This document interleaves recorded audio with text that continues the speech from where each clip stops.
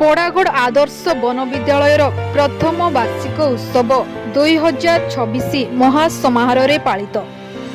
नवरंगपुर जिला उमरकोट ब्लॉक भंडारीगुड़ा ग्राम पंचायतर सदर महकुमा पोड़ागढ़ ठारी 2025 मसीह गढ़ी उठिथिबा पोड़ागढ़ आदर्श वन विद्यालय प्रथम वार्षिक उत्सव 2026 महासमारोह पालित हो जाइछि।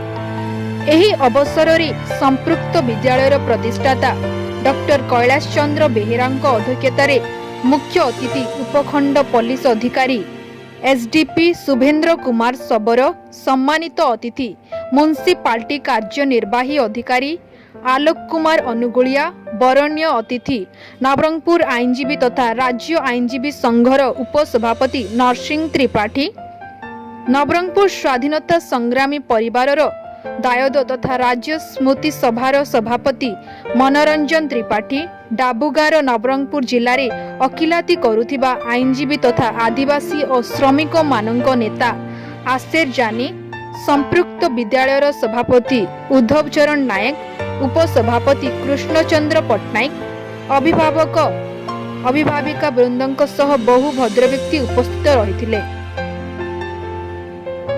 प्रथमे विघ्न विनाशक प्रभु गजाननक विग्रह पुष्पमाल्य अर्पण करी धूप दीप प्रज्वलन कराई नारिकेल फुटाइबा परे सभा कार्य आरंभ होइथिला। अतिथि मानक निमंते छात्री मानक द्वारा स्वागत नृत्य दुई दल परिवेषण करथिले, जहा द्वारा समस्त अतिथि नृत्य देखि खुशी प्रकट करथिले। गुरुजी जगदीश भत्रा विद्यालय वार्षिक विवरणी पाठ करथिले।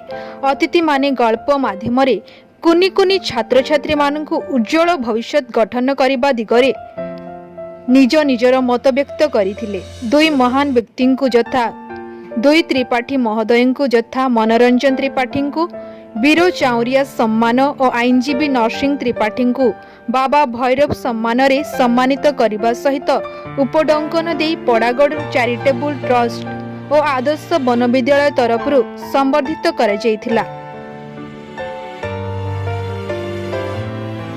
विभिन्न क्रीड़ा प्रतियोगितार कृति प्रतियोगी मानकु ए वार्षिक उत्सव मंचरे मानपत्र सह कप सील पुरस्कार अतिथि मानकु द्वारा प्रदान करा जायथिला।